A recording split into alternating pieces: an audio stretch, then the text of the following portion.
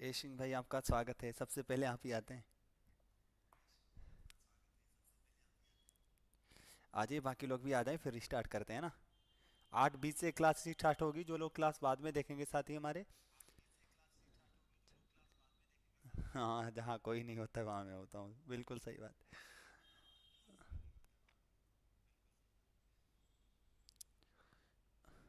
ठीक है, अभी 3 मिनट जो बाद में क्लास देखेंगे ना, वो 5-6 मिनट स्किप कर दिया करें, ताकि उनका टाइम खराब ना हो ना।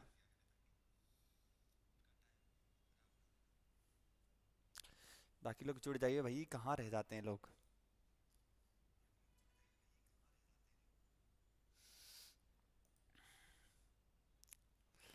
आज है तोहफा से यहाँ से एक ना क्वेश्चन जरूरी आता है। बिल्कुल कर सकते हैं। आप ग्रुप पर भी कर सकते हैं, ठीक है, कोई दिक्कत नहीं है।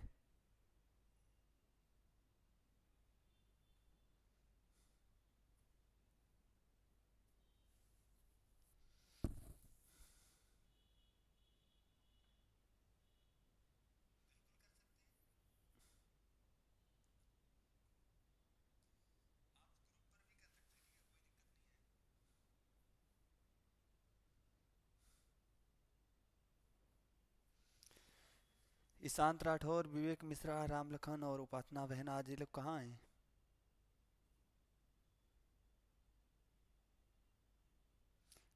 राधे राधे। अच्छा, ग्रुप में ऑप्शन नहीं है। लेकिन शायद मुझे याद नहीं रहता है। वरना देखता मैं।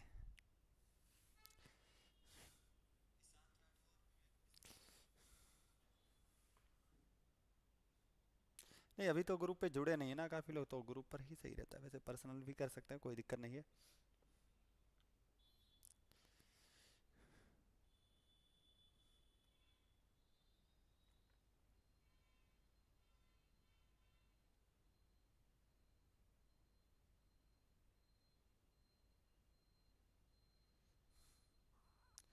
आज ये बाकी लोग और कौन हैं? अभी 1 मिनट है।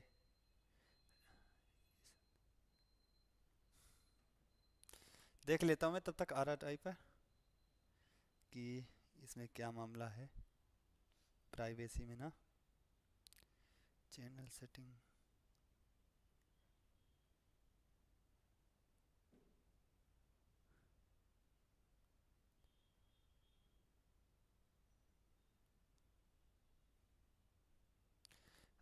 ए सिंह जी, देखिए अब उस पर कुछ हुआ।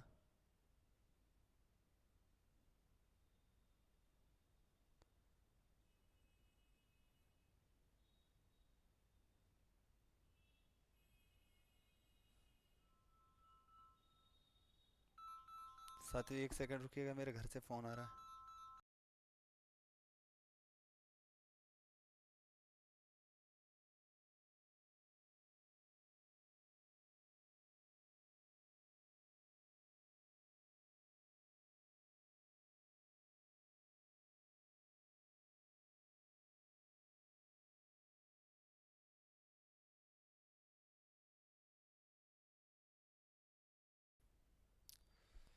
नहीं आया मैसेज। नहीं नहीं, मैसेज मैंने डाला नहीं ना उस पर अभी। देखता हूँ मैं।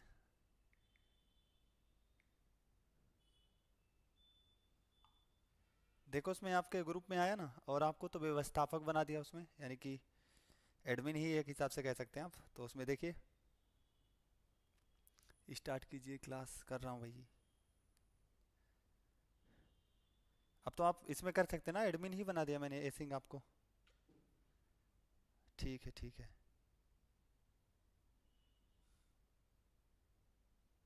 और इस पे अभी ज़्यादा लोग नहीं जुड़े हैं, ठीक है। बाद में एसएमएस हटा देना करके कुछ पूछ के, कोई दिक्कत नहीं है, ठीक है। चलो भाई, स्टार्ट करते हैं। आया मैसेज, हाँ भाई, तो मैं बोल रहा था ना कि अब तो व्यवस्थापक बना दिया, आपको एडमिन ही बना दिया है मैंने।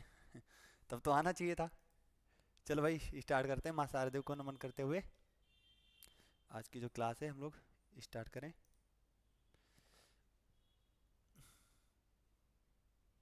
आवाज़, ऑडियो, वीडियो सब क्लियर है ना?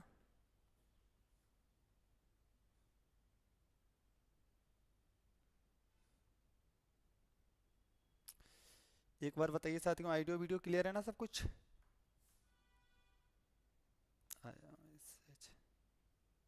जी क्लियर है, ठीक है फिर। और बाकी लोग कहाँ हैं? हम दो ही तीन लोग हैं आज तो, सब ठीक है। चलो भाई फिर,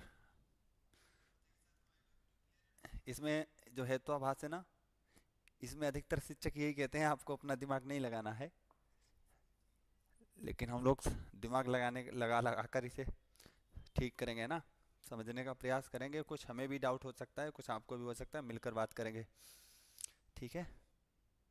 चलो भाई शुरू करें फिर। देखिए हेत्वाभास, ठीक है, हेत्वाभास का सरल अर्थ आप क्या कहेंगे? हेत्वाभास का मतलब होता है झूठा या दोषपूर्ण कारण, ठीक है, यानी कि एक भ्रामक सूचना, ऐसे कह सकते हैं आप, ठीक है। हेतु मतलब कारण, और भास का मतलब क्या होता है? अफवाह, ठीक है, यानी कि दोषपूर्ण मैसेज, ऐसे भी कह सकते हैं आप। कोई ऐसा कारण जो सही तर्क जैसा दिखे पर वास्तव में गलत हो और निष्कर्ष को सिद्ध ना कर पाए, यानी कि कोई ऐसी चीज हो जो आपको ठीक लगे, जैसे के हिसाब से आज के समय में कह सकते हैं कोई ऐसा वायरस जो आपको लगे कि ये तो मेरे काम की चीज है, लेकिन जब वो बाद में क्या होता है, जब बाद में वो दिक्कत देने लगता है, तो वैसे ही हेत्वाभास है, ठीक है, आपको लगेगा ठीक ठाक है लेकिन बाद में गड़बड़ कर देगा वो सब।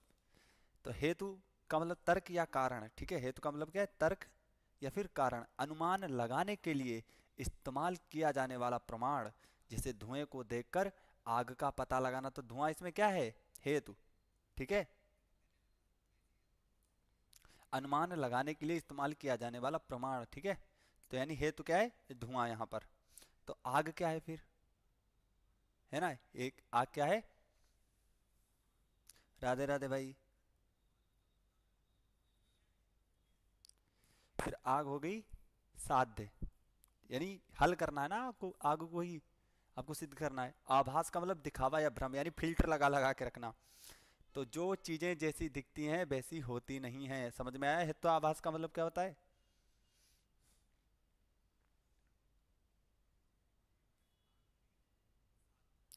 कोई नहीं, ए सिंह जी कह रहे हैं मेरा तो हालत खराब हो जाता है। नहीं नहीं, अब तो हम लोग समझने का प्रयास करेंगे, कोई हम तो टीचर, इसीलिए तो कहते हैं हम लोग टीचर नहीं है यहाँ पे, आराम से बस साथियों जैसे मिल के पढ़ रहे हैं। कुछ हम आपको बताएंगे, आप हमें बताएंगे, है ना? अभी एक हिसाब से प्रैक्टिस कर रहे हैं। जो चीज़ें दिखती हैं वैसी होती नहीं हैं, तो हेतु आभास का मतलब समझ में आ गया। ये तो जो पहली बार आ रहा है ना उनको थोड़ा दिक्कत होगा, ठीक है। हेतु का मतलब कारण, और आभास का मतलब दिखावा, ठीक है। आभास बोलते नहीं, मुझे आभास हो रहा है, ऐसा सा फील हो रहा है, लेकिन वो फील जो होता है वो निगेटिविटी का एक हिसाब से होता है, यानी देखने में सही लगेगा लेकिन वो कहीं ना कहीं हानिकारक हो जाएगा। तो वैसे इसमें है कि आपको तर्क तो सही लगेगा।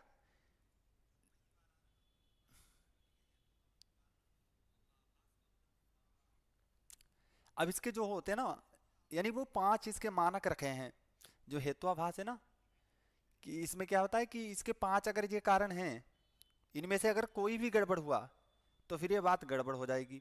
और अगर इनमें से कोई भी ये बात होनी चाहिए, मतलब बोलते नहीं आपको, जैसे कि जीआरएफ लाने के लिए आपको 99 प्लस होने ही चाहिए तभी आएगा, नहीं तो नहीं आएगा, है ना, परसेंटाइल जो भी है। तो वैसे ही इसमें क्या है कि इतने कारण होने चाहिए आपके, जैसे 23 नंबर आने चाहिए। जैसे यूपी में क्या है कि आप हाई स्कूल की परीक्षा अगर दे रहे हैं ना, तो 70 में से 23 नंबर आने चाहिए, नहीं तो आप फेल हो जाएंगे। तो वैसे ही यहाँ पर भी है कि ये कहता है कि इतनी, मतलब होना चाहिए। अब इसके पांच रूप क्या है वो भी देख लेते हैं। एक सही कारण और पांच शर्तें इसकी हैं। वे पांच अनिवार्य शर्तें जो किसी भी कारण हेतु में होनी चाहिए ताकि अनुमान सही माना जाए, यानी जो हेतु होता ना उसमें ये पांच चीजें होनी ही चाहिए। अगर एक भी चीज गड़बड़ा गई तो वो हेत्वाभास हो जाएगा, यानी कि वहां पर दोष हो जाएगा। यहां तक क्लियर हुआ? इसे दो चार बार पढ़ेंगे, मैंने पीडीएफ इसमें प्रोवाइड कर रखा है आर टाइप पर, जो साथियों ने अभी तक डाउनलोड नहीं किया है वो कर लें, ठीक है।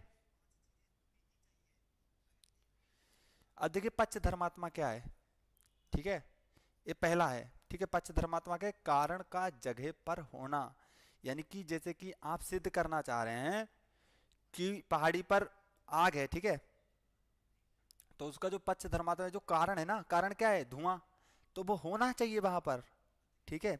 अब मान लीजिए धुआं ही ना हो तो आप कैसे सिद्ध कर पाएंगे, तो क्या मतलब है, कारण का जगह पर होना चाहिए, यानी पच्छ धर्मात्मा में क्या होता है, कारण का जगह पर होना चाहिए, यानी वहां पर हेतु मौजूद होना चाहिए। देखिए कारण हेतु उस जगह पक्ष पर होना चाहिए, जगह का मतलब क्या है, पक्ष, ठीक है, होना चाहिए, जिसके बारे में हम अनुमान लगा रहे हैं, जैसे पहाड़ी पर धुआं, है ना, यानी कि क्या है कि जैसे पहाड़ी पर आपने धुआं कहा, तो इसका मतलब क्या है कि जो पक्ष है ना, देखिए हम एक चार्ट बना लेते हैं, ठीक है, छोटा सा।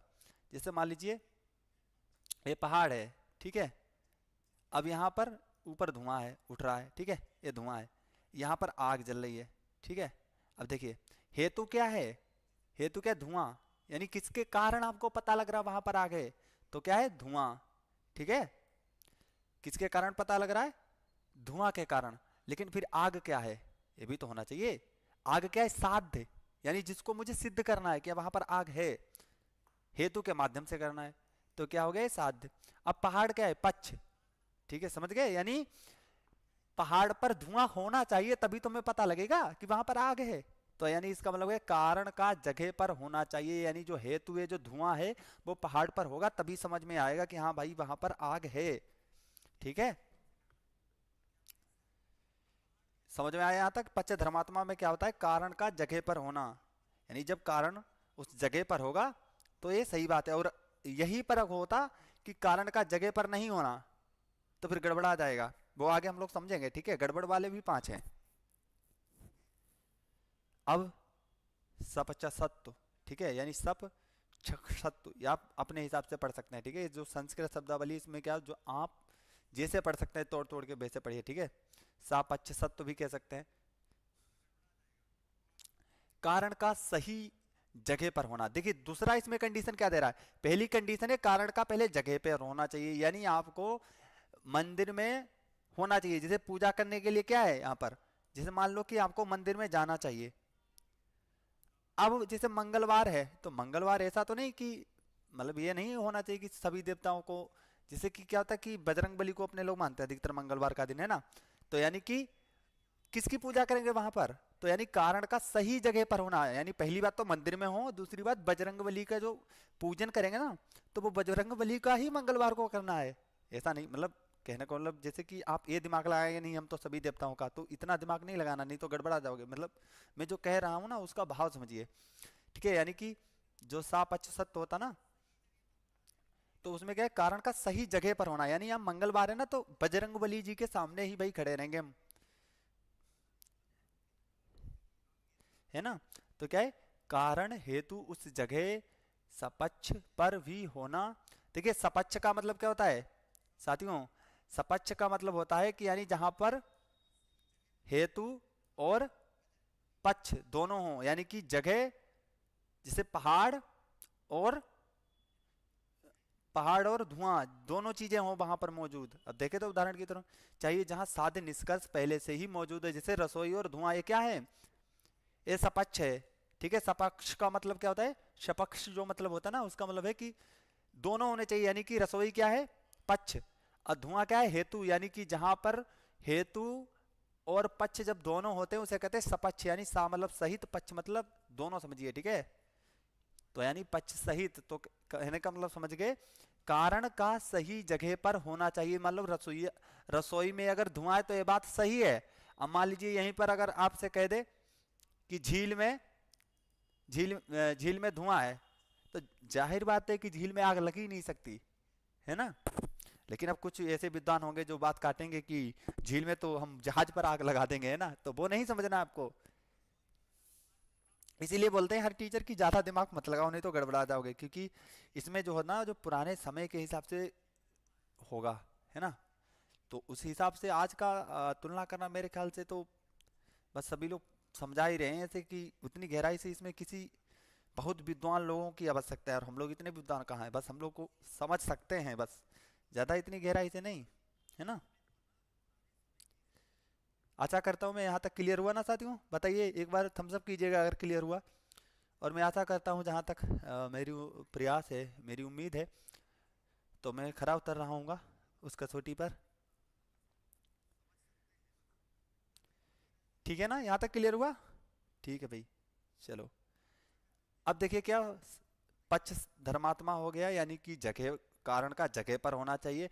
फिर क्या, सा पक्ष सत्व क्या है कि फिर अब सही जगह पर होना चाहिए। यानी पहली कंडीशन क्या है कि भाई मंदिर में हम जाएंगे, फिर बजरंगबली मूर्ति मंगलवार अगर है तो बजरंगबली जी के पास जाएंगे, ठीक है। हालांकि किसी भी देवता के पास जा सकते हैं, लेकिन अधिकतर क्या होगा कि आपको बजरंगबली जी के सामने जाना है, अपना मत्था टेकना है उनके चरणों में, ठीक है। कहने का मतलब समझ गए सभी लोग? अब चलो भाई, और ये समझिए कि ये बेस है उसका। यहाँ से क्वेश्चन आता है लेकिन बहुत कम आता है, इसके बाद वाला वहां से क्वेश्चन ज्यादा आता है। लेकिन अगर यही क्लियर नहीं मतलब होगा तो फिर नीचे वाला फिर गड़बड़ा जाएगा मामला। तो अब क्या है, बी पच्छा सत्व, ठीक है। विपक्ष सत्व भी कह सकते हैं आप, जैसे भी आप उच्चारण करना चाहें वैसे कर सकते हैं। मेरे छाले नहीं सही हो पा रहे हैं साथियों, पता नहीं कौन सा आपकी रोग लग गया है।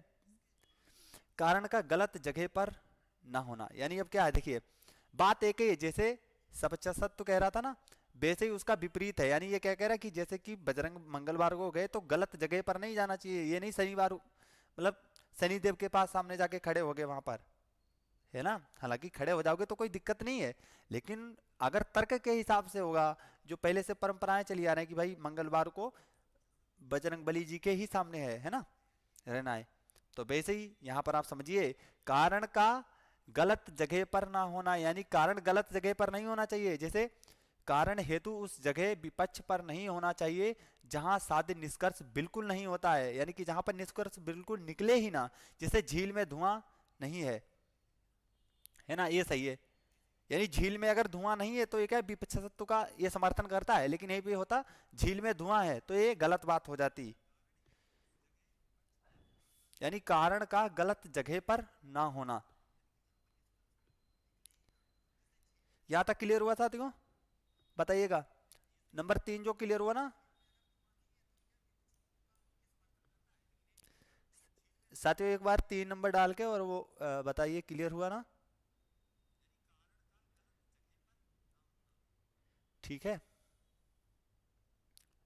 और आपको मैंने इसलिए पहले से ही पीडीएफ दे दी है, तो पीडीएफ में आप बार बार पढ़ेंगे तो आराम से आसानी से आप इसमें से जो इंडियन लॉजिक है, वेस्टर्न लॉजिक, कल मैं प्रयास करूंगा कि वेस्टर्न लॉजिक आपको बता दें, क्योंकि अब जो समय आ रहा ना तो मेरे लिए समझिए बहुत कम ही समय मिल पाएगा।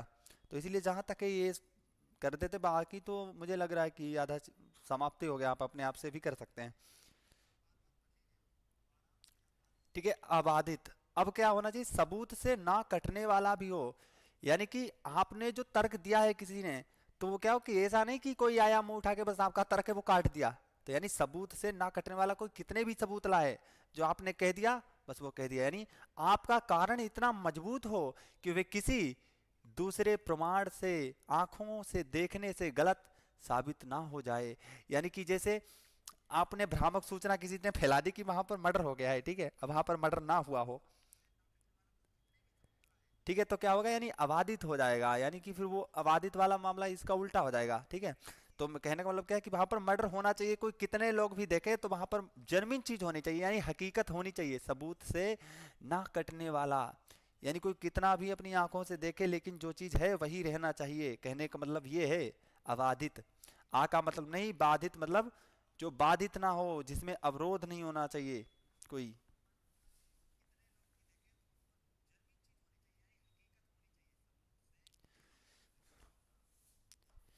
ठीक है ना, यहाँ तक क्लियर हुआ? अब अबाधित भी साथियों क्लियर हो गया होगा, क्योंकि सबूत से ना कटने वाला, जैसे आपने कुछ कह दिया तो वो कोई कितना भी जोर लगा ले उसे काट ना पाए। जो हकीकत है हकीकत, इसीलिए तो कहते हैं ना सत्य का समर्थन करना चाहिए। जब कोई चीज सत्य होगी तो वो अकाट्य ही समझेंगे, है ना। ठीक है, 4 नंबर क्लियर हुआ। हाँ, अब की सही है, ऐसे ही कर दिया करो तो मुझे ये लगता रहेगा कि हाँ भाई यहाँ तक क्लियर हो चुका है अपने लोगों का, है ना। अब अप्रतिपक्ष, विरोधी तर्क ना होना, है ना। अब इसमें क्या है कि विरोधी तर्क ना होना, यानी आपके कारण के विरोध में कोई दूसरा उतना ही मजबूत कारण ना हो जाए जो आपके निष्कर्ष को काट दे। यानी आपका साथी जो कंपटीटर है ना आपके साथ में जो पढ़ रहे हैं हम लोग, तो इतना भी कोई आपसे ज्यादा ना, मतलब इतनी मेहनत करें हम लोग कि हमारा जो साथी है वो कितनी भी मेहनत कर ले फिर भी हम उससे आगे ही रहें, है ना, वो हमसे आगे ना निकल पाए। देखिए, और मैं आपको एक मोटिवेशन वाली थोड़ी लाइन बात कर लेता हूँ, ठीक है। क्या है, जैसे कि आपके पास अपने साथी या अपने कंपटीटर से या अपने किसी से भी आगे आपको निकलना है, तो आपके पास दो रास्ते हैं। यानी जैसे ये दो लकीरें हैं, ठीक है, ये आपके साथी की है यानी कंपटीटर की है, और ये आपकी खुद की है यानी कि मेरी, मान लीजिए आई मैं यानी, ठीक है, या फिर यू, ठीक है, आप अपनी मान लीजिए, ये आपकी है। ए आपसे आगे जा रहा है 80 की स्पीड में, तो आपके पास दो रास्ते हैं साथियों इससे आगे निकलने के लिए। एक क्या करेंगे, इसको यहीं पर भटका देंगे रास्ते से, तभी आप आगे निकल जाएंगे। लेकिन एक तीसरा भी बंदा है, जैसे धूमिल ने कहा है ना, वो तीसरा बंदा यही है। धूमिल से रिलेट कीजिए तो धूमिल ने कहा ना हिंदी में, एक आदमी रोटी बेलता है, एक आदमी रोटी खाता है, दूसरा ऐसा भी आदमी है जो रोटी ना खाता है और ना बेलता है, वह सिर्फ रोटी से खेलता है। वो आदमी तीसरा कौन है, मेरे देश की संसद में है ना, आप लोगों ने पढ़ा होगा धूमिल की जो रचना है। तो यहां पर जो क्या है, अब देखिए, अगर मान लीजिए आपने इसे रोकने का प्रयास किया, इसे भटकाने का प्रयास किया, तो आप अपना भी समय यहां पर गंवाएंगे। तब तक तीसरा आदमी जो तीसरा कंपटीटर है वो आपसे आगे निकल जाएगा यहां तक, ठीक है। यानी जैसे बिल्ली बंदर वाला हो जाएगा फिर। लेकिन अगर वहीं आप दूसरा अगर क्या करते हैं, जैसे कि 80 की स्पीड पे जा रहा है, तो आपको क्या करना है, फिर 120 की स्पीड पे जाएंगे, कहीं ना कहीं से पिछाड़ देंगे। तो ये वाला विकल्प सही है, यानी कि अगर कोई 4 घंटे पढ़ रहा है ना, तो मैं 6 घंटे पढ़ के उसे पिछाड़ूंगा। ये नहीं कि उसे भड़काऊंगा कि भाई ले ये वीडियो देख, है ना, कि मूवी दिखाने लगे उसे। तो आगे निकलने का ये मार्ग चुने तो बेहतर है। और बाकी आप लोग खुद समझदार हैं, हम समझा नहीं सकते ना, हम तो लोग सलाह दे सकते हैं एक दोस्त के नाते। साथियों यहाँ तक क्लियर हुआ ना? अब नंबर 5 क्लियर हुआ?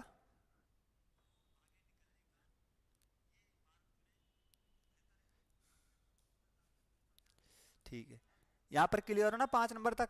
विरोध तर्क ना होना, आपके कारण के विरोध में कोई दूसरा उतना मजबूत कारण ना हो जाए जो आपके निष्कर्ष को ही काट दे। कुल मिला के ऐसे समझिए, आपका जो तर्क है वो हर तरह से मजबूत होना चाहिए। यानी सही, पहली बात तो है वो सही कारण के जगह पर होना चाहिए। फिर जो कारण है वो सही जगह पर भी होना चाहिए।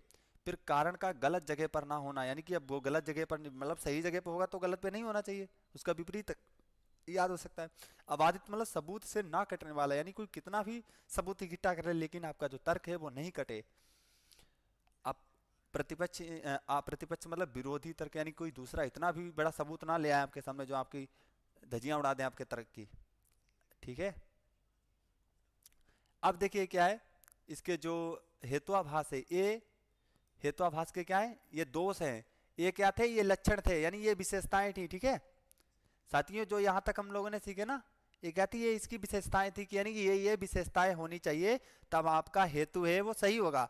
लेकिन हेतुआभास क्या है, ये होते हैं, यानी इस कारण से आपका होता है, ठीक है। ये क्या है, ये हेतुआभास है यहां तक। इसके बाद मैंने डिटेल से भी एग्जाम्पल से समझाया है और अच्छे से समझेंगे हम लोग। ये समझिए कि आप यहाँ से अभी क्लास लेंगे, उसके बाद आप जब पीडीएफ रीड करेंगे 2-3 बार तो आपका पूरा क्लियर हो जाएगी, इस बात की मेरी गारंटी है। और साथियों, मैं ज़्यादा तो मतलब बड़ी बात नहीं कहता हूँ, लेकिन मुझे लगता है कि जिस तरह से मैं तोड़ तोड़ के पढ़ाता हूँ या जैसे मैंने सीखा है वैसे हम लोग सीखने का प्रयास कर रहे हैं, शायद ही ऐसा कोई करवा रहा हो, वो भी फ्री में हम लोग कर रहे हैं ना। तो साव्यवचार का मतलब भटका हुआ या अनिश्चित कारण, यानी ये क्या है, ये हेत्वाभास है, यानी कि ये दोष है, ये भ्रम है, ये पहला कारण है, ठीक है। अब क्या है इसमें पहले कारण में होगा, जब कारण निष्कर्ष साध्य के होने और ना होने दोनों जगह मौजूद हो जिसमें मन में संदेह पैदा हो जाए। यानी सव्यवचार का मतलब है विचारा हर जगह भटकेगा, इतना ध्यान रखो, ठीक है। वो आगे समझेंगे उदाहरण सहित, लेकिन अभी इसलिए बता रहा हूं ताकि आप आगे और जाएं तो आपको ये लगे कि हाँ मैं पढ़ के आया हूँ। इसलिए पहले बिल्कुल संक्षेप में, फिर उससे ज्यादा, फिर बिल्कुल हार्ड लेवल में, है ना। 3 स्टेप में हम लोग बढ़ते हैं धीरे धीरे। सव्यभिचार का मतलब ये समझिए कि वो सभी के साथ बस चल भाई, सभी के साथ हाथ मिला लिया, मतलब हम तुम्हारे भी हैं और उनके भी हैं और उनके भी हैं, ठीक है। सव्यभिचार का मतलब ये। अब विरुद्ध का मतलब उल्टा या विरोधी कारण, जैसे जब कारण आपके बताए गए निष्कर्ष को सिद्ध करने की बजाय उसके ठीक उलट को सिद्ध कर दे। विरुद्ध का मतलब क्या, उल्टा है नहीं, कि जैसे हम किसी दोस्त से बोले कि भाई तुझे पूरब के लिए जाना है, वो बोले अभी आ रहा हूँ, जा रहा हूँ, अब वो पूरब की जगह पश्चिम बिल्कुल चला जाए, यानी कि हम कुछ और चाह रहे थे, उसने कुछ और कर दिया, मतलब उल्टा सीधा कर दिया सब। जब कारण आपके बताए गए निष्कर्ष को सिद्ध करने की बजाय उसके ठीक उलट को सिद्ध कर दे, वहां पर विरुद्ध हेतुआभास होगा। ठीक है, ये क्या है, ये दोष है। जैसे सभी के साथ जो उठ बैठेगा तो वो सभी विचार हेतुआभास है, यहाँ पर विरुद्ध हो। और यहाँ से जरूर आता है, आप बी बाई क्यू उठा के देख लीजिए साथियों, यहाँ से क्वेश्चन आएगा ही आएगा। अभी हम एग्जाम्पल सहित आपको प्रूफ दे सकते हैं। ठीक है, हालांकि इतना समय नहीं है कि जो हम आपको पी बाई क्यू भी करवा दें, मैं सोच रहा था करवा दें, लेकिन मुझे नहीं लग रहा है, क्योंकि समय का अभाव है और कंप्यूटर सेंटर भी ओपन होने वाला, तो उसमें भी समय देना पड़ेगा।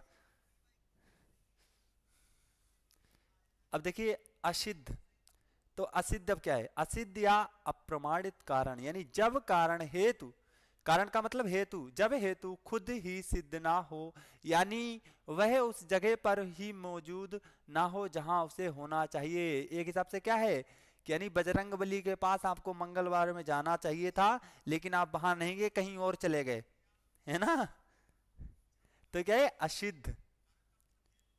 जब कारण हेतु खुद ही सिद्ध ना हो, यानी कि हमने बोला आपको वहां जाना है लेकिन भटक गए, यहाँ तो उल्टा कर रहा था, लेकिन यहाँ क्या भटक रहा है, यानी कि सही जगह पे ही नहीं जा रहा है।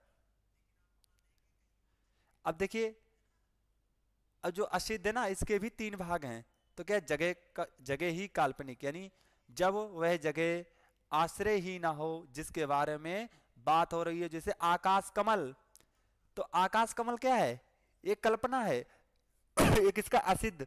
तो अगर आपके पास आश्रय सिद्ध आ रहा है, आश्रय सिद्ध आ रहा है तब तो सही है, अगर ऑप्शन में ये नहीं आ रहा तो ये होगा। ठीक है, आपको असिद्ध ध्यान रखना है। ठीक है, कभी कभी ऐसा होता है ना कि आश्रय सिद्ध भी पूछ लेता है, आप अपने आप से जब पीडीएफ पढ़ेंगे तब अच्छे से समझ में आ जाएगा। ठीक है, अब स्वरूप सिद्ध क्या है, जगह पर कारण ना होना, ये तो सभी में आएगा, क्योंकि जो पहले जो है ना, देखिए ये क्या, जब कारण है तो खुद ही सिद्ध ना हो, तो आपको ये ध्यान रखना कि ये जो मेन चीज है, जब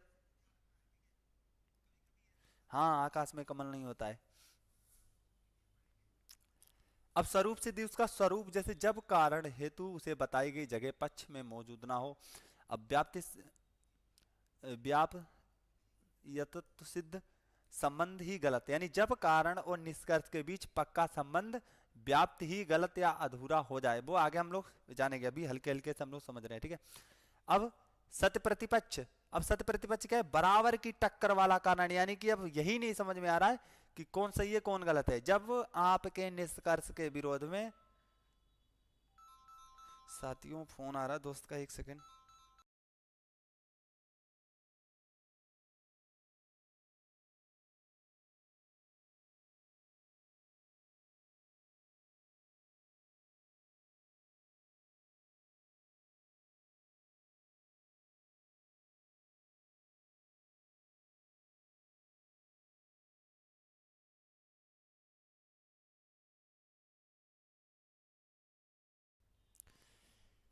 ठीक है ना, तो हम सत प्रतिपक्ष पे थे, यानी बराबर की टक्कर वाला कारण जब होता है, जब आपके निष्कर्ष के विरोध में एक और बराबर की ताकत वाला दूसरा कारण मौजूद हो जिससे कोई फैसला ना हो पाए। यानी कि आप मान लीजिए जज हैं, थोड़ी देर के लिए मान लीजिए आप जज हैं, और आपके पास दोनों पक्ष और विपक्ष दोनों ऐसे हैं कि वो भी सही लग रहा है, वो भी सही लग रहा है, तो यानी आप गड़बड़ा जाए कि हम किसको सही माने किसको गलत माने।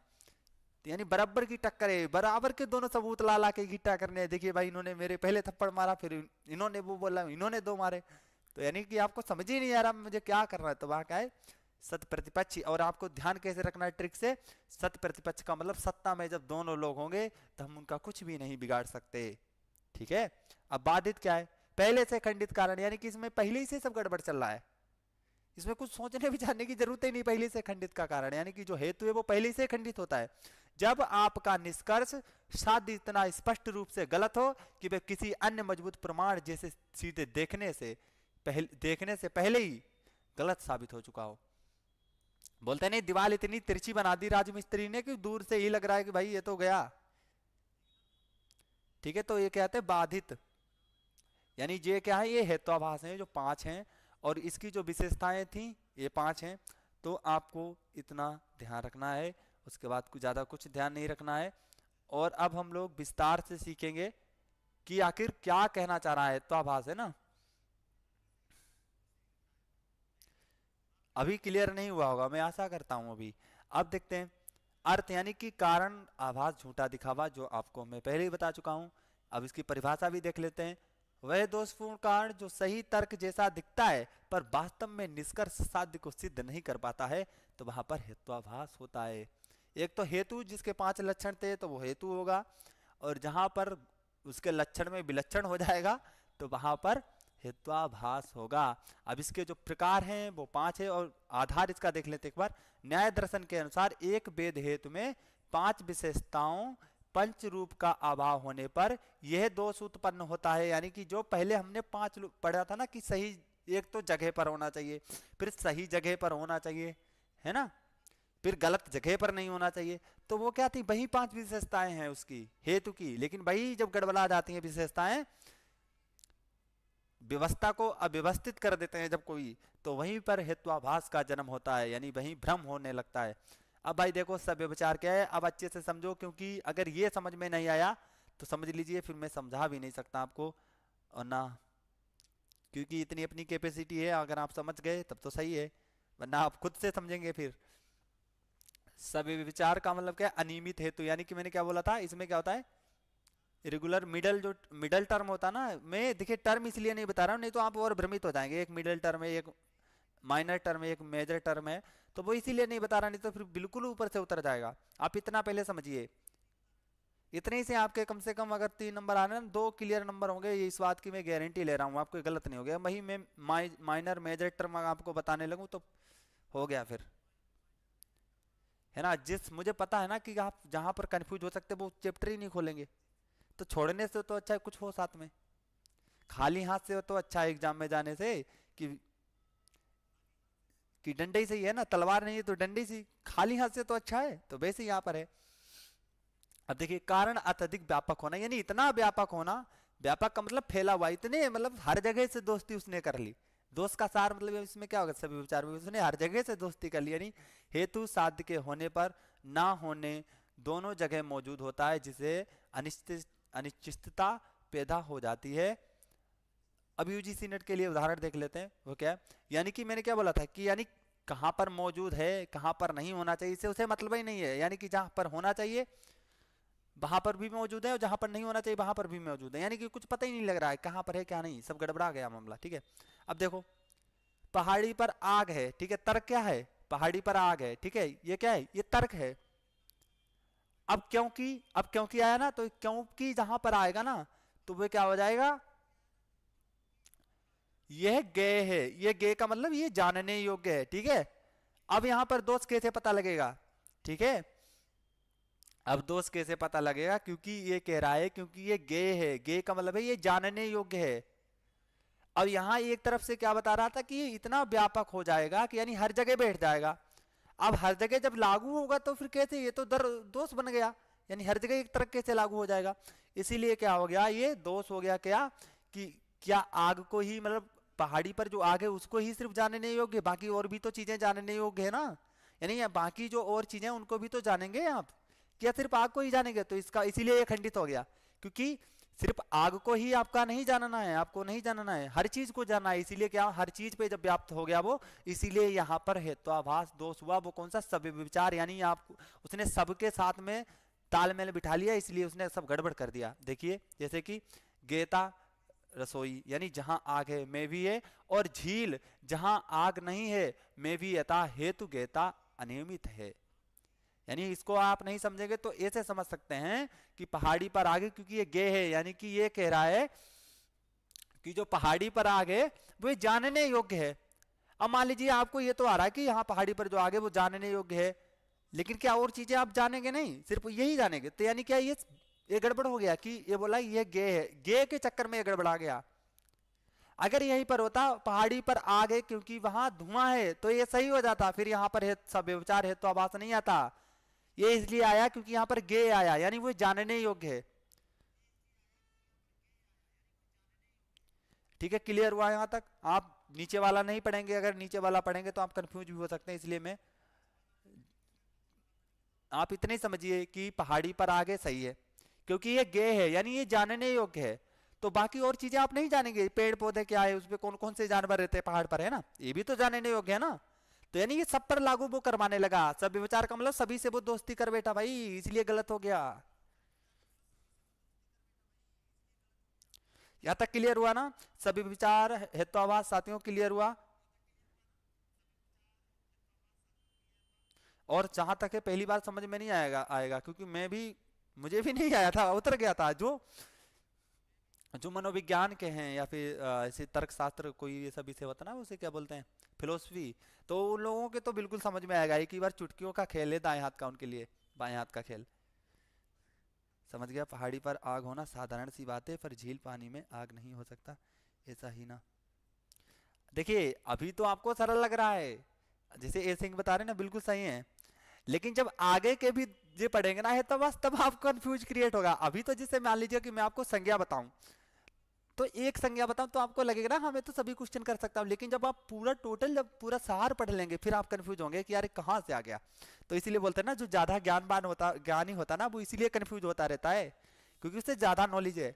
और जिसको एक ही नॉलेज है तो वो तो हर जगह वही तुक्का मारेगा ना, तो वही से ही होगा। अभी अभी तो हम लोगों का पहला है ना, इसलिए तो अभी सरल लग रहा है। अब आगे देखते हैं। सभ्य विचार का मतलब है उसने हर जगह से दोस्ती कर ली है। हर जगह से क्यों दोस्ती कर ली, जैसे पहाड़ी पर आग है, ये तो सही था इसका। हाँ भाई मान लिया, ये तो यहाँ पर मतलब जो तर्क है वो सही है। लेकिन वहीं वो दूसरी जगह क्या कहने लगा, क्योंकि यह गे है, गे के चक्कर में गड़बड़ा गया। यहां पर अगर होता वहां धुआं है, क्योंकि वहां धुआं है तो सही था, तो यहां पर हेत्वाभास नहीं होता। लेकिन जैसे यहां पर गे का मतलब है क्योंकि वह जानने योग्य है, तो क्या आप आग के सिवा कुछ और जानेंगे नहीं पहाड़ी पर क्या है। आप ऐसे समझो साधारण भाषा में साथियों।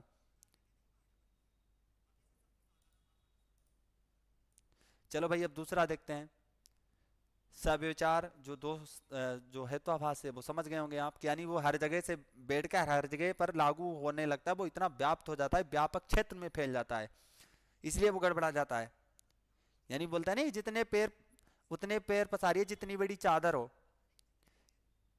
तो यानी इतने इसने पैर पसार दिए कि सभी को उसमें लपेट लिया, जबकि था कि इतने पैर फैलाने थे उसे, जितनी लंबी चादर थी उसकी। लेकिन यहाँ उसने क्या किया, बस गे के चक्कर में पूरा गड़बड़ कर दिया। अब विरुद्ध भाई देखते हैं, विरुद्ध में क्या है, विरोधाभासी हेतु। ठीक है, तो विरुद्ध में क्या है, यानी इसमें क्या विरोध करेगा। अब देखिए, दोष का सार कारण का निष्कर्ष के विपरीत को सिद्ध करना, यानी कि जो आपका निष्कर्ष है उसको विपरीत से सिद्ध कर देगा। पहचान, हेतु साध्य को सिद्ध करने की बजाय उसके अभाव विपरीत के निश्चित रूप से जुड़ा होता है। अब देखिए उदाहरण क्या है, शब्द नित्य है क्योंकि यह उत्पन्न होता है, यानी कि क्या है, शब्द अमर है यानी हमेशा रहने वाला है। एक तरफ क्या कह रहा है ये, कि शब्द नित्य है क्योंकि वह उत्पन्न होता है, वहीं दूसरी ओर दोष में क्या करे, जो वस्तु उत्पन्न होती है वह अनित्य यानी नाशवान होती है। देखिए उल्टा कर दिया इसने, यानी कि पहले सही बताया बाद में उल्टा कर दिया, इसीलिए हेतु उत्पन्न होना यानी सीधे साध्य का नित्यत्व का विरोध कर रहा है। यहाँ पर विरुद्ध का मतलब सीधे सीधे विरोध करेगा, नहीं मतलब ना इधर देखेगा ना उधर देखेगा। उसमें क्या था कि जो सविचार था ना, तो इसमें क्या था, सविचार में क्या था कि वो फैलेगा यानी हर जगह पे लागू करवाएगा कि ये बात हर जगह पर होनी चाहिए, यानी जहां पे नहीं होना चाहिए वहां पर भी वो लागू करवा देगा बस। विरुद्ध में क्या होगा, उसके विपरीत हो जाएगा, यानी कि एक तरफ क्या कह रहा है, शब्द नित्य है क्योंकि यह उत्पन्न होता है, और आप क्या सोच रहे हैं कि यार जो उत्पन्न होता है उसकी मृत्यु निश्चित है ना, तो ये अनित्य यानी नाशवान भी होता है। तो ये क्या उल्टा हो गया पूरा, यानी विरुद्ध, हम आपके विरोधाभासी हैं, यानी कि विरोध में पहुंच गए। ठीक है, यहां तक क्लियर हुआ ना, अब तो क्लियर हो रहा ना साथियों यहाँ पर।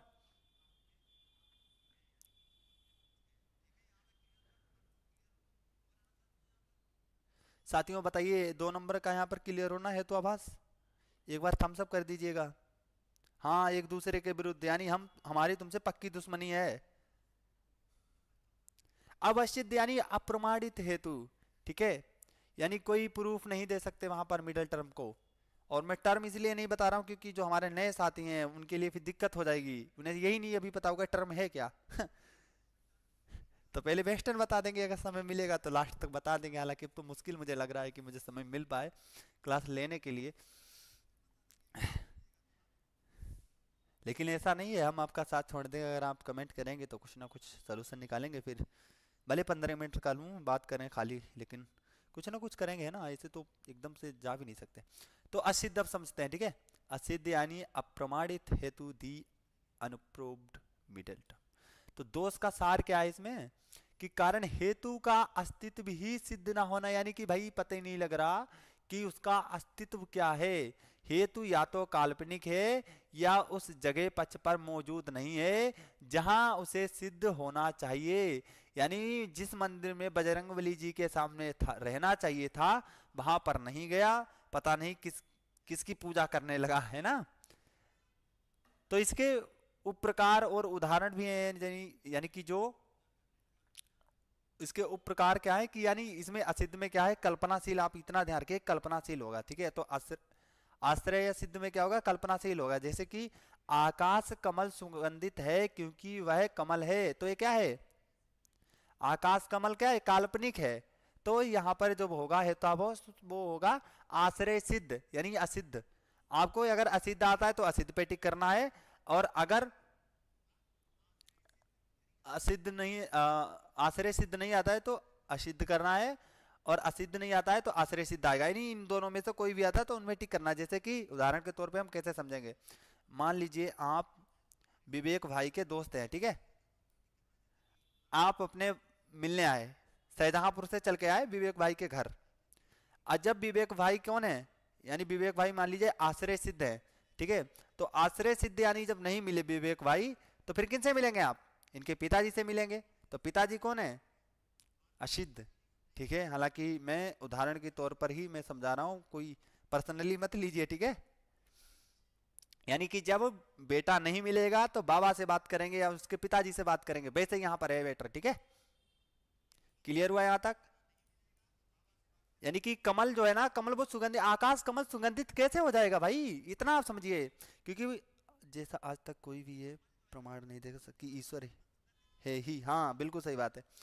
इसीलिए तो मैंने बोला था ना कल, शायद आपने देखा तो, इसीलिए तो उसमें अर्थापत्ति का निर्माण हुआ ना। अर्थापत्ति के मैंने बोला भी था कल कि अर्थापत्ति के कारण ही ईश्वर में हम विश्वास कर पा रहे हैं। कि जैसे कि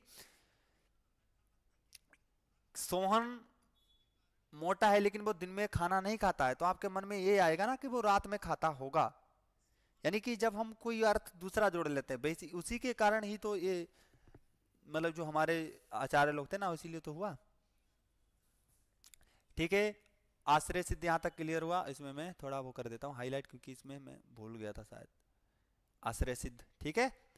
अब स्वरूप सिद्ध क्या है, अब स्वरूप यानी कि क्या है, उसका स्वरूप के बारे में, यानी कि उसका रूप कैसा है उसके बारे में। जैसे कि ध्वनि अनित्य है क्योंकि उसे देखा जाता है। अब देखिए ध्वनि अनित्य है, ठीक है, यानी कि ध्वनि उसका क्षरण हो सकता है, यानी वे बर्बाद हो सकती है, ठीक है। अनित्य का मतलब है जो हमेशा रहे ना, क्योंकि उसे देखा जा सकता है। अब स्वरूप का मतलब क्या है, देखिए आपको ट्रिक कैसे बनाना है। स्वरूप का मतलब होता है रूप, ठीक है। अब रूप यानी कि रूप से याद रखिए उसे देखा जाता है। तो एक तरफ क्या कह रहा है, ध्वनि अनित्य है, तो ध्वनि को कौन देख सकता है भाई, ध्वनि को देखा नहीं जा सकता भाई। ध्वनि को कौन देख सकता, सुन सकता है। अतः हेतु का स्वरूप ही असत्य है। तो यानी क्या है, इसे क्या कहेंगे आप, असिद्ध है। पहली बात तो जय, अगर ये नहीं मिल रहा है तो आपको क्या कहना है, स्वरूप सिद्ध, ये हेत्वाभास है, ठीक है।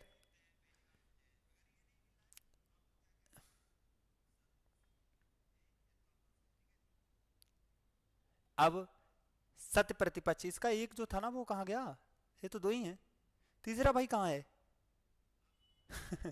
मुझे लग रहा है कि मैं शायद एडिट कर रहा हूँ तो हट गया होगा, कोई नहीं। लेकिन जब मान लीजिए कि इन दोनों में से जब कोई नहीं होगा तो उसे टिक कर देना, है ना। अब क्या है, सत्य प्रतिपक्ष यानी प्रतिपक्षी होना, यानी दोनों सत्ता में होंगे, यानी दोनों में बराबर की टक्कर होगी। अब देखते हैं भाई कैसे टक्कर होती है ना। अरे क्या हो रहा भाई, चलो भाई देखते हैं कौन जीतता है इसमें बराबर की टक्कर में, है ना। चलो भाई, प्रतिपक्षी दोष का सार इसमें क्या है, बराबर की टक्कर वाला दूसरा कारण मौजूद होना।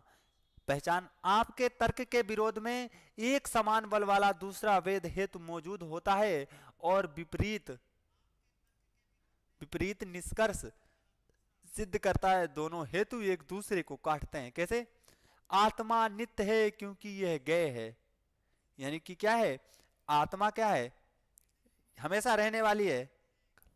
कल जोड़ दीजिएगा, हाँ ठीक है, इसे पीडीएफ में जोड़ दूंगा लेकिन क्लास तो नहीं ले पाऊंगा, ठीक है, पीडीएफ जो करूंगा कल उसमें जोड़ देंगे, ठीक है, और अगर मौका मिला तो समझा भी देंगे। आत्मा नित्य है क्योंकि यह ज्ञेय है, तो इसमें क्या है, ये पहला तर्क है। दूसरा तर्क क्या है, विरोधी होगा, आत्मा अनित्य है क्योंकि यह एक कार्य उत्पाद है। अब दो समान बल के हेतु होने से कोई निश्चित अनुमान संभव नहीं है, यानी आप भ्रमित हो गए। आपको खुद बताइए, आपको कुछ समझ में आया इससे? तो आप समझ लीजिए वहां पर क्या होगा, सत प्रतिपक्ष तर्क दोष होगा, यानी कि हेत्वाभास होगा।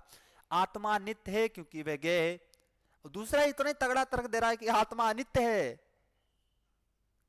क्योंकि यह एक कार्य उत्पाद है। तो देखिए, ठीक है, तो यानी क्योंकि बात क्या है, ज्ञेय है, ठीक है, यानी आत्मा हमेशा रहने वाली है क्योंकि ये इसको जानने योग्य है। वही दूसरी ओर क्या कहता है, आत्मा अनित्य है क्योंकि यह कार्य उत्पाद है। यानी अब दोनों तर्कों का देखेंगे, जब विरोधी और, देखिए जब एक ही तर्क देगा ना, यहाँ पर गे है, जैसे वहां पर आग है, तो ये किसका होगा?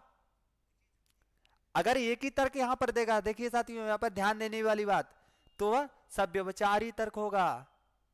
लेकिन वही विरोधी दो तर्क इसमें दिए हैं, आप ऐसे ध्यान रखिए, दो पक्ष होंगे, पक्ष विपक्ष, ठीक है, नहीं तो आप कंफ्यूज हो जाए कि अभी तो आपने कहा था कि जहां पर आग है क्योंकि वो जानने योग्य है। तो इस बात को इसलिए मैं गौर करके आपको बता रहा हूं कि आप कंफ्यूज ना हो। यानी इसमें क्या, दो तर्क होंगे, उसमें क्या है, अगर मान लीजिए नीचे वाला तर्क हटा दिया जाए, एक नंबर का ही रखा जाए, तो वो ये वाला पहला वाला तर्क जो हेत्वाभास है ना, वो हो जाएगा। देखिए मैं दिखा देता हूँ, फिर ये, अरे चल जा भाई, ये वाला हो जाएगा, ठीक है।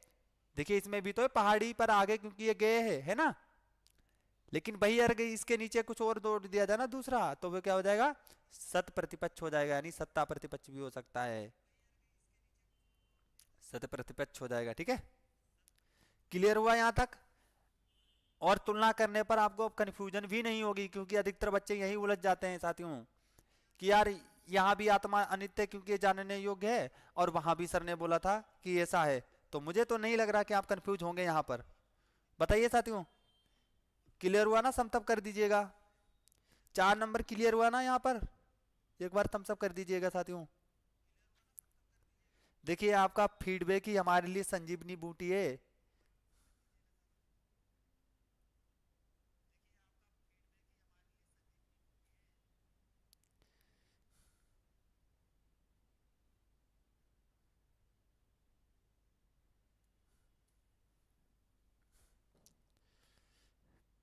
फिर से 4 नंबर, ठीक है बता रहा हूँ मैं, फिर से 4 नंबर। देखिए सत प्रतिपक्ष में क्या होगा, यानी ये प्रतिपक्ष यानी बराबर की टक्कर होगी दो इसमें, तो यानी जब बराबर की टक्कर किस में होगी, आपको जाहिर सी बात है कि दो लोग होंगे भाई। अरे दो लोग मैदान में आएंगे ना, तभी तो अच्छी टक्कर होगी ना। तो आपको पहले ही पहचान लेना कि जब दो लोग होंगे, यानी यहाँ पर दो तर्क है ना, और सभी में एक ही एक है, लेकिन यहाँ पर दो तर्क हैं, ठीक है। पहली बात ये ध्यान रखिए, क्योंकि अगर एक ही तर्क होता ना, तो सब विचार वाला जो ऊपर पढ़ा ना 1 नंबर वाला, वो हो जाता। फिर जैसे कि वहां पर क्या था,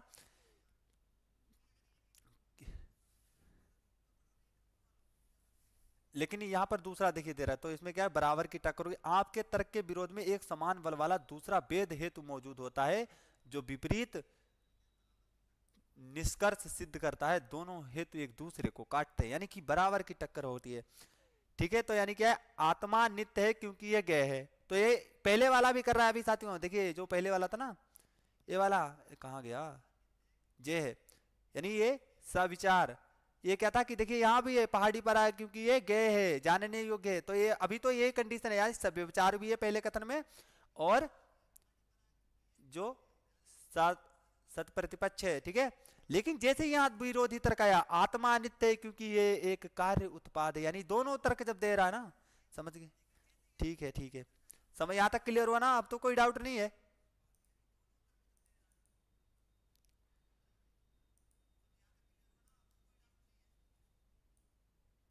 साथियों एक बार सभी लोग बता दीजिएगा, अभी ये लास्ट है, इसके बाद क्लास समाप्त होने पर है। तो बताइए साथियों, यहाँ तक क्लियर हुआ ना? अरे भाई ये सिंगे, बाकी लोग कहाँ गए? और देखिए, मैं आपको फ्री में सलाह देता हूँ, यहाँ सलाह मशवरा कर रहा हूँ, ठीक है? तो आप भी आते हैं, अपना समय देते हैं, तो आपसे हाथ जोड़कर गुजारिश है साथियों कि आप जब भी क्लास देखें तो लेट कर मत देखें, ठीक है? जैसे मैं मेहनत कर रहा हूँ ना आपके लिए, भाई किसके लिए मैं पढ़ा रहा, ऐसा तो है नहीं मुझे पैसे मिलने वाले हैं।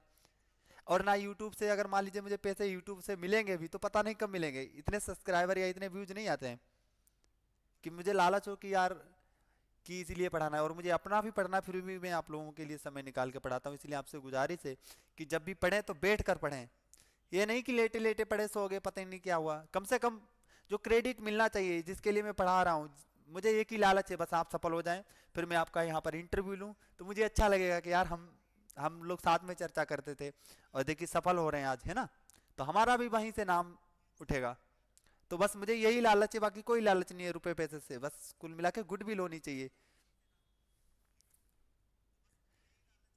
तो इसीलिए मैं पुनः आपसे निवेदन करना चाहूँगा, अनुरोध करना चाहूँगा कि जब भी आप पढ़ें तो बैठ कर पढ़ें, लेट कर मत पढ़ें, ठीक है? नहीं बेड पे पढ़े हैं, बस पढ़े जा रहे हैं, वो सो गए पता नहीं चला क्या हो गया, गड़बड़ा गए, है ना?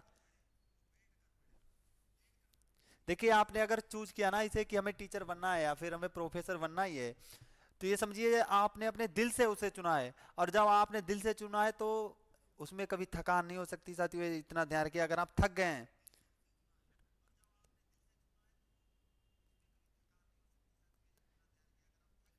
मैं उठकर या खाते हुए और फिर खाली ऐसे ही पढ़ता हूँ, ठीक है भाई। कुल मिला के ऐसा ना कि ऐसा होता ना, लेटने से आलस आता है, और जब आलस आया नहीं, और ये भी ध्यान रखिए जब आपको अंधेरा पसंद हो जाए ना तो ये समझ लीजिए कि आपका कल्याण हो चुका है, छोड़ दीजिए आप पढ़ाई।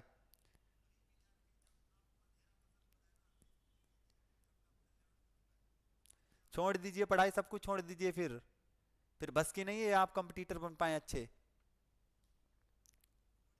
क्योंकि जिसने उजाले में रहने की आदत डाल ली ना, वो समझ लिए अपने आप से सफल हो जाएगा। जैसे कि सोने सोने के लिए फिर भी बोले लाइट जला यार, बंद मत कर, तो समझ लीजिए कि फिर आपको टेंशन है कि पढ़ना है कल। आराम से, अरे बुझा बुझा या लाइट बंद कर जैसे दोस्त बोलते नहीं, जब चार पांच दोस्त हो एक रूम में, मैं यहाँ पहले रहता था तो चार पांच दोस्त थे, इस टाइम तो अकेले हूँ। तो वो कहते अरे कल पढ़ लेना यार, बैठ सो जा। उन्होंने सुला दिया, अभी 10 बजे जाग रहा हूँ। तो वैसे ही है। अब हम लोग बाधित देख लेते हैं, खंडित हेतु, यानी कि इसमें क्या होता है कि इतना हिसाब से टेढ़ी, मतलब जो तिरछी दीवार कर देता है राजमिस्त्री, कि वो दूर से ही लगती है यार ये तो गलत है। तो निष्कर्ष का अन्य प्रबल प्रमाण पहले से ही गलत साबित होना ही बाधित कहलाता है, यानी खंडित। बाधित का मतलब खंडित कर दिया। लोग बोले नहीं यार तुमने मेरे इसमें व्यवधान डाल दिया, नहीं, बाधित का मतलब क्या है कि खंडित कर दिया, यानी व्यवधान डाल दिया। तो वो क्या है, इसमें पहचान कैसे करेंगे? हेतु एक ऐसे निष्कर्ष को सिद्ध करता है जिसका अभाव किसी अन्य शक्तिशाली प्रमाण प्रमाण शक्तिशाली प्रमाण जिसे प्रत्यक्ष अनुभव से पहले ही ज्ञात हो चुका हो। उदाहरण, आग ठंडी है क्योंकि यह एक वस्तु है अब देखिए आग ठंडी है क्योंकि यह एक वस्तु है, तो इसमें दोष क्या होगा? आग ठंडी है, ये निष्कर्ष सीधे हमारे प्रत्यक्ष प्रमाण आग की गर्माहट से खंडित और बाधित है, हेतु यहां व्यर्थ हो जाता है। यानी कि आप क्या कह रहा है कि आग ठंडी है क्योंकि यह एक वस्तु है। अब आग ठंडी है निष्कर्ष सीधे हमारे प्रत्यक्ष प्रमाण, यानी आपको पहले से पता ना भाई कि यार आग कहाँ ठंडी होती है, तो यानी आपको जब दूर से ही पता लग जाए कि आपको तो पढ़ना भी नहीं है, ऐसे जब निष्कर्ष आए बाधित, ठीक है? यानी बाधित आप कैसे पहचानेंगे? पहले ही से पता है भाई आग कहाँ ठंडी होती है यार।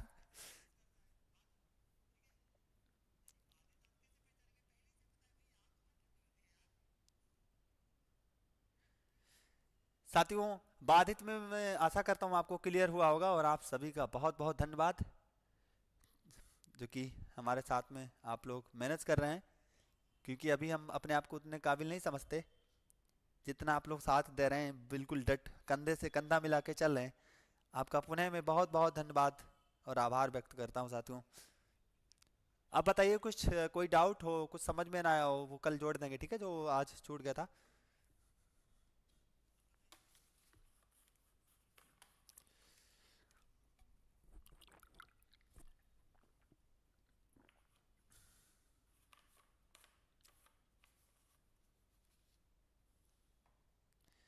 हाँ हाँ बिल्कुल भाई, 2 मिनट क्या, मैं तो अभी तो हूँ।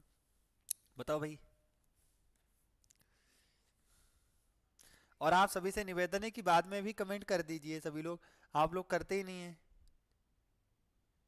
हाँ बिल्कुल बिल्कुल, आप उस पर कमेंट कीजिए, मैं देखता हूँ अभी। हाँ, देख लूँगा, ठीक है।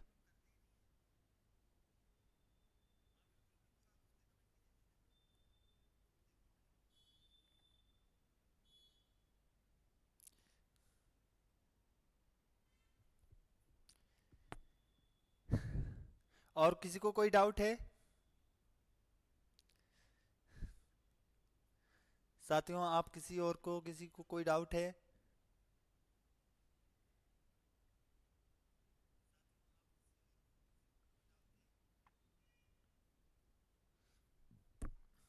और इसके जो कॉपी वाले वीडियो आते हैं ना, उसमें आवाज़ तेज़ होती है। अगर ये नहीं समझ में आता, इसलिए मैं कॉपी वाले डिलीट नहीं करता हूँ, उसमें थोड़ा एडिट करके। तो उसमें आवाज़ बहुत ज़बरदस्त होती है, जो लोग क्लास बाद में देखेंगे वो देख सकते हैं। भाई और लोग कहाँ हैं? यही सिंह है, बाकी कहाँ हैं? बिजी रहते हैं सभी लोग, 4-5 लोग जुड़े हैं। बाकी कहाँ हैं? और जो लोग क्लास बाद में देखें, यहाँ पर एक क्लास एंड हो चुकी है साथियों। जो लोग बाद में क्लास देखें वो यहाँ से समाप्त कर सकते हैं, ठीक है। नहीं तो बाद में अपना समय जाया करते नहीं फिर।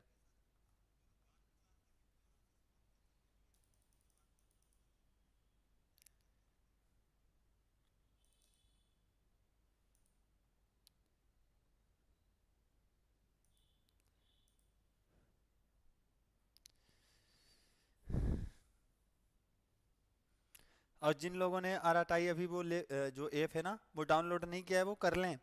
उससे पीडीएफ सारे पड़े हुए हैं इसके।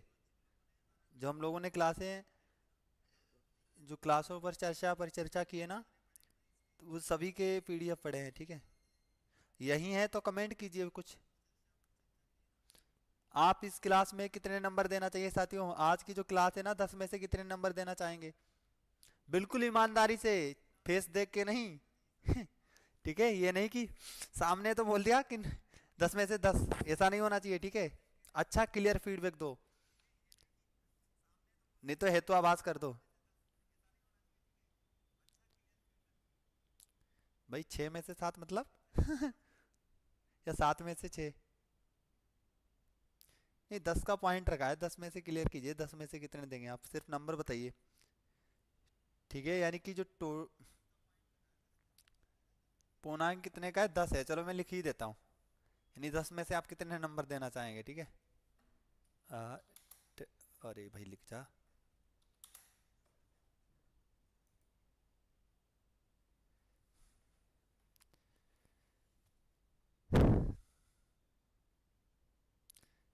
10 में से 6-7, ठीक है भाई, बहुत बहुत धन्यवाद आपका। क्योंकि अभी हम लोग सीख ही रहे हैं, और कुछ अभी चीज़ें जैसे वॉइस क्लियर नहीं आ रही है ना, कभी कभी हम पैनिक हो जाते हैं वीडियो, बीच वीडियो में।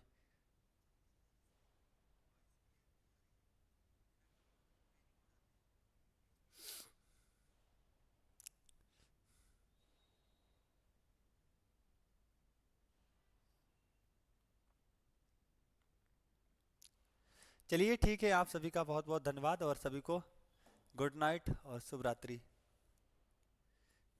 8। ठीक है भाई, जितने भी नंबर दीजिए, बस फीडबैक बताते रहिए कि ये दिक्कत है, ताकि स्पष्ट रूप से जब आप बताएंगे ना बिना बेहिचक के, तो मैं उन्हें जल्दी से जल्दी सुधारूंगा। और आप अगर पीठ थपथपाते रहेंगे सब कुछ सही है, सब कुछ सही चाहिए, सही चल रहा है, सही चल रहा है, तो फिर मुझ में सुधार नहीं हो सकता। जैसे कि मैथिली शरण गुप्त ने कहा ना, कि जब तक हमारी सही से ढंग से आलोचना नहीं होगी ना, तब तक हम लोग जागेंगे नहीं, वैसे ही हमारा भी हाल है। चलिए ठीक है, अच्छे से पढ़ाई करिए सभी लोग। बाय।